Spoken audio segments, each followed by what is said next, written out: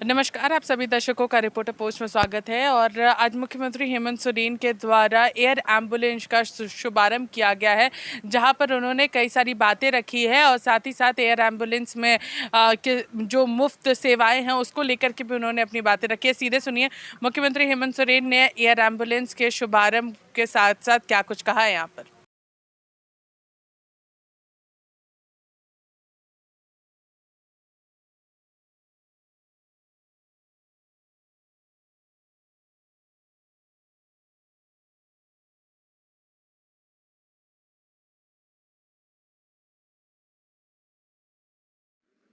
आज यहाँ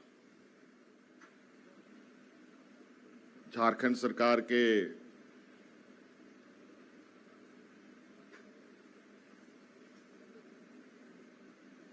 civil aviation department के इस परिसर पर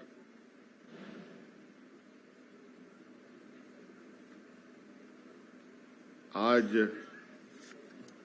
एयर एम्बुलेंस सेवा शुभारंभ कार्यक्रम में हमारे साथ उपस्थित स्वास्थ्य मंत्री बन्ना गुप्ता जी, हमारे साथ मंत्री सहयोगी बादल पत्रलेख जी, हमारे विधायक इरफान जी, राजेश जी, यहाँ उपस्थित राज्य के मुख्य सचिव सुखदेव सिंह जी, एसीएसएफ अरुण साहब, विभागीय सचिव वंदना दादेल जी, हमारे सचिव नगर विकास सचिव विनय चौबे जी,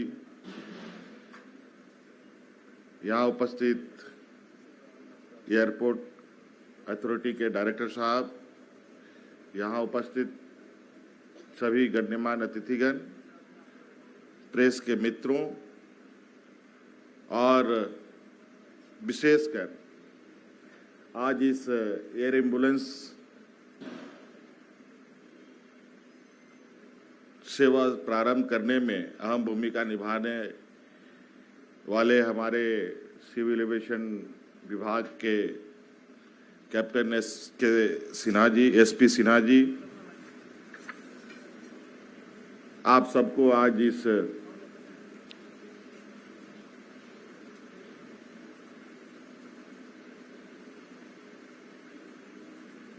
झारखंड सरकार की तरफ से पहली बार एयर एम्बुलेंस की शुरुआत के शुभ अवसर पर यहाँ उपस्थिति के लिए बहुत बहुत धन्यवाद के साथ शुभकामनाएं और जोहार करता हूँ।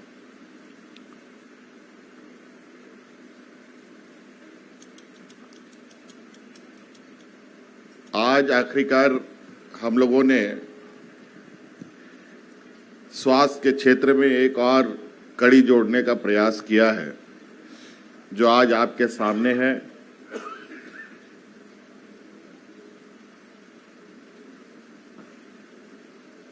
स्वास्थ्य को लेकर कई टीका टिप्पणियां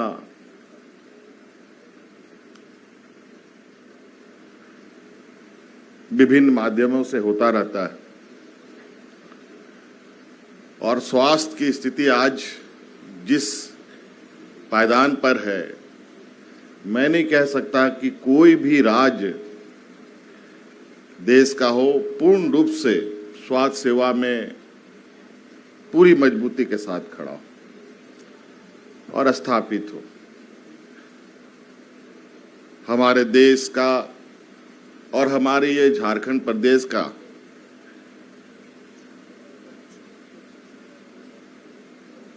यहाँ की संस्कृति, यहाँ का भौगोलिक संरचना,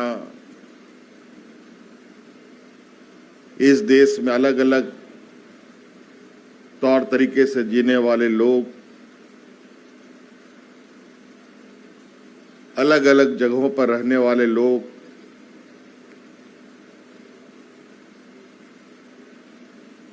अगर हम झारखंड की बात करें तो झारखंड मूल रूप से जंगल पहाड़ों का ये प्रदेश है,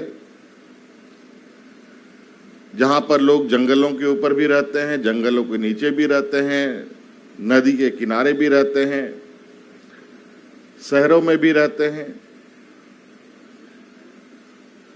और इसको लेकर उन जगहों पर स्वास्थ्य सेवा उपलब्ध कराने में कहीं ना कहीं कई चुनौतियां सामने खड़ी होती हैं।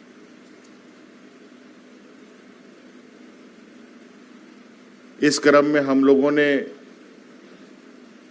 सैकड़ों एम्बुलेंस सड़कों पे दौड़ा रखी है। परिस्थिति को देखते समझते हुए इन स्वास्थ्य सेवा में कई चीजों में बदलाव होता रहा है। आज हम लोगों ने सुदूर ग्रामीण क्षेत्र में जहां बड़ी गाड़ियां नहीं जा सकती हैं, पहाड़ के ऊपर जंगलों की तराई पर, उसके लिए हम लोगों ने मोटरसाइकिल एम्बुलेंस सेवा भी देना प्रारंभ कर दिया है। आज इस एयर एम्बुलेंस के साथ साथ बहुत जल्द सैकड़ों और एम्बुलेंस राज्य को मिलने जा रही हैं, जहां बड़े पैमाने पर ये एम्बुलेंस सड़कों पर दौड़ेंगी। इसको लेते हुए स्वास्थ्य के क्षेत्र में कई तकनीकी सहायता भी हम लोग ले रहे हैं। आज जिस रिम्स मेडिकल कॉलेज को लेकर कई बार अखबारों में कई अच्छी बुरी खबरें छपती हैं, कई बार कोर्ट भी संज्ञान लेती है, लेकिन आज उस रिम्स परिसर में भी हम लोगों ने दुनिया के बेहतरीन तकनीक उपयोग करने वाले मशीनों को इंस्टॉल किया है, जो कभी यहां सेवा उपलब्ध नहीं हुआ करता था। बाईपास सर्जरी हो, ओपन हार्ट सर्जरी हो, उन सभी की सुविधा अब हम लोगों ने रिम्स में उपलब्ध कराया।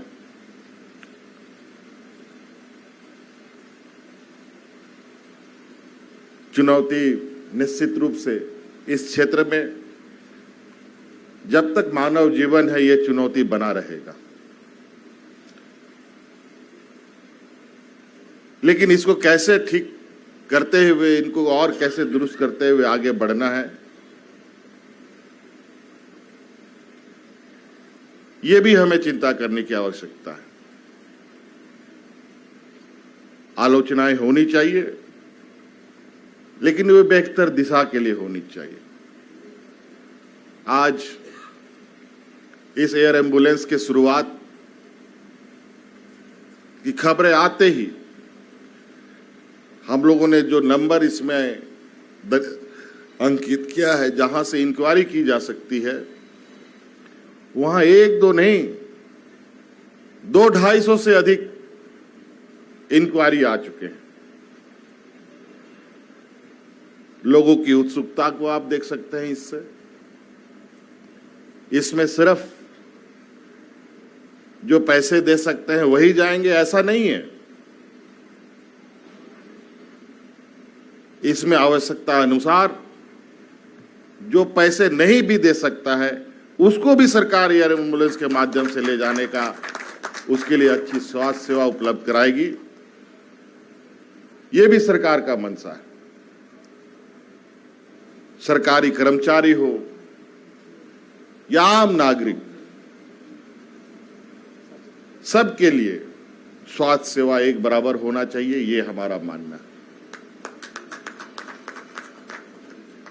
चाहे वो राजनेता हो, कोई भी हो।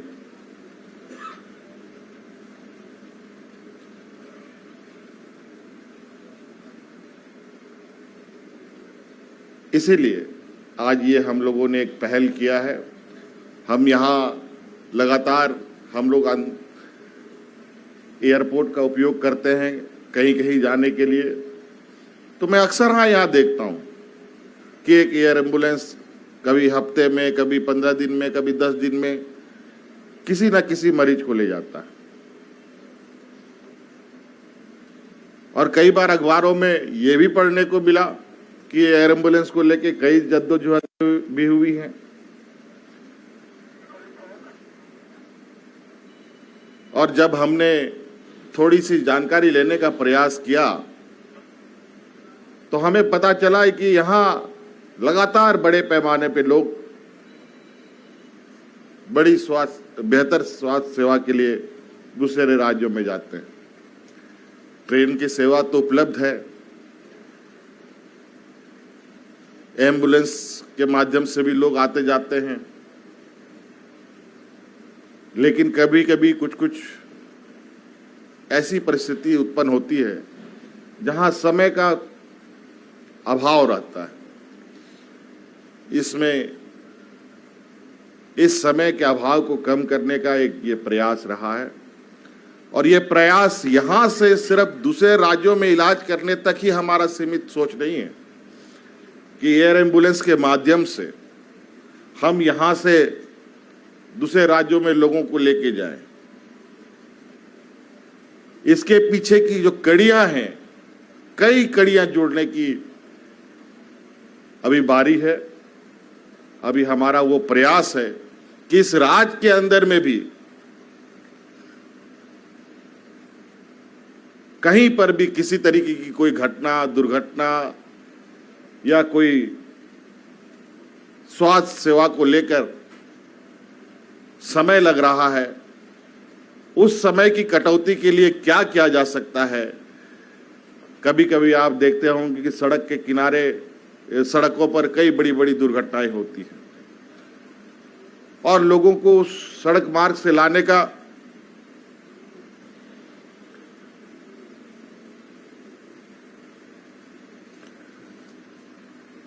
सड़क मार्ग से लाते लाते रास्ते में लोग दम तोड़ देते हैं।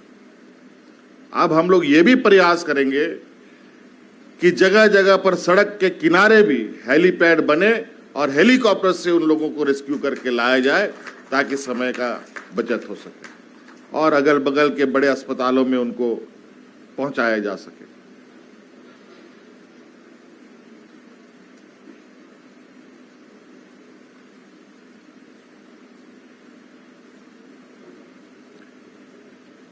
ये काफी दिनों से हम लोगों का ये प्रयास था कि कुछ इस तरीके से किया जाए कि यहाँ के आम लोगों को, और जो आप लोगों ने अखबारों में कुछ ये भी देखा है कि कितने में लोगों को लाया जाएगा, ले जाया जाएगा।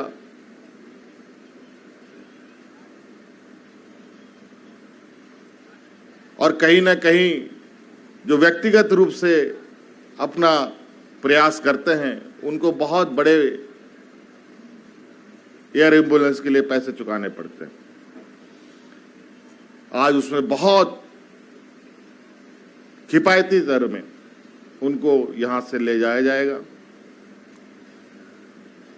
हमारे विधानसभा में कई बुजुर्ग नेता लोग हैं, अक्सर हाँ उनकी तबीयत खराब होते हुए आप लोगों ने सुना है। कई बार उनको एयरलिफ्ट भी कराया गया और अभी तो कल ही हमें रात में सूचना मिली है कि हमारे स्टेफन मरांडी जी की भी तबीयत खराब हो गई है, उनकी भी सीरियस स्थिति है, वो दुर्गापुर के हॉस्पिटल में एडमिट है।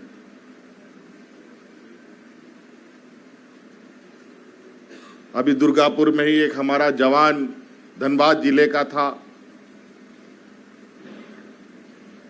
वो भी जिंदगी और मौत से जूझ रहा था। एयरलिफ्ट करने का भी परमिशन डॉक्टरों की तरफ से नहीं मिल रहा था। बहुत मशक्कत करने के बाद उस जवान को भी हम लोगों ने सिंपल, एक जवान, हमारा साधारण जवान को हम लोगों ने एयरलिफ्ट करा करके दूसरे राज्यों में इलाज कराया और आज वो जवान पुनः अपनी ड्यूटी पे तैनात होकर राज्य की सेवा कर रहा है।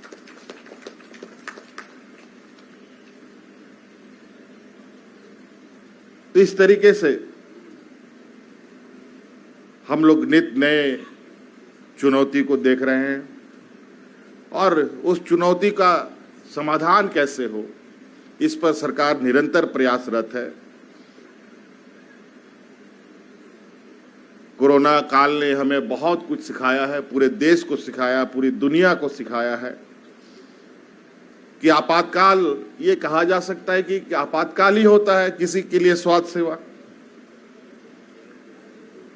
और आपातकाल में बहुत नई पुरानी चीजें देखने समझने को मिलता है और सीखने के लिए भी मिलता है।